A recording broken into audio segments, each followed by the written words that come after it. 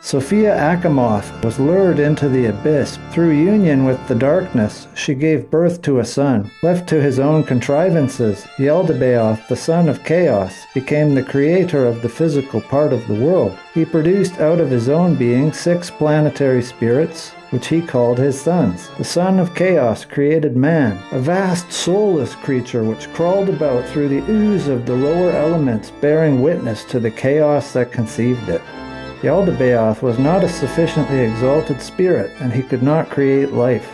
They told Yaldabaoth, "Blow some of your spirit in the man's face, then his body will rise up." Yaldabaoth blew some of his spirit into the man. That spirit was the divine power of his mother. He didn't understand what was happening. His mother's divine power left Yaldabaoth. It entered the psychic human body, modeled on the primordial image. The human body moved. It grew powerful. It shone. Yaldabaoth's demonic forces envied the man. They had given their power to him. His understanding was far greater than that of those who had created him, and greater than that of the chief ruler himself. When they realized that he shone with light and could think better than they could, and was naked of evil, they took him and cast him down into the lowest depths of the material world. Yaldabaoth and his 6 sons of matter were weaving a curious web, by which they were gradually but inevitably shutting out the divine wisdom of the gods to the end that mankind should perish in the darkness. The Soter Christos enveloped himself in a cloak of invisibility. Yaldabaoth, having discovered that the Soter had descended incognito to thwart his purposes, he succeeded in destroying the body by which the Christos was functioning in the material sphere.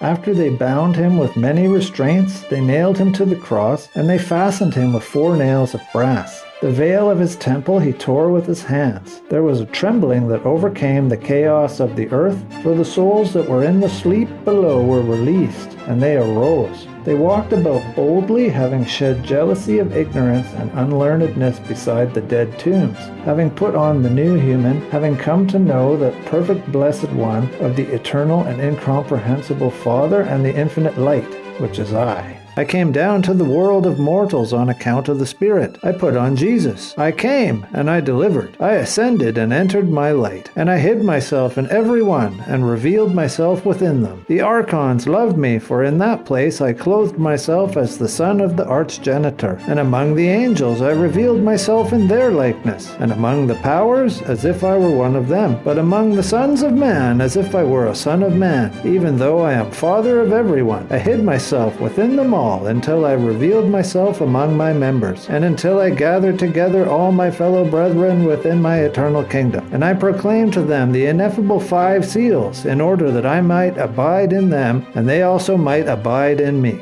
When he has collected all the spiritual light that exists in matter out of Yaldabaoth's empire, the redemption will be accomplished and the world will be destroyed. Such is the meaning of the reabsorption of all the spiritual light into the pleroma or fullness. The God of the Old Testament, Marcion called the just God, and the divine person of the New Testament he called the good God. The just God was a God of wrath and vengeance, sitting in judgment over the world. This God demanded an eye for an eye and a tooth for a tooth, and only the blind, unquestioning, and complete obedience of his creation satisfied this universal autocrat. The good God, who was superior to the just God, and dwelt beyond the sphere of retribution, was a God of love and benevolence. He demanded from his creatures gentleness of spirit, friendship, brotherhood, and the forgiveness of sin. It was this good God who was the Father of Jesus Christ. In fact, Christ was regarded as an incarnation or manifestation of the infinite love and wisdom of the good God. He had come to this world to free it from the despotism of unbending law and establish it in a sphere of grace. We have no intention of belittling the essential principles of the Christian dispensation, but we are inclined to agree with Muhammad that the ante-Nicene Church Fathers went to work systematically to organize a theological system so narrow and so ridden with intolerances that Jesus himself could not have been a member of his own church. Had Jesus been born again in 350 AD, he would have been pronounced a heretic and probably crucified a second time for merely repeating the words attributed to him in the Gospels.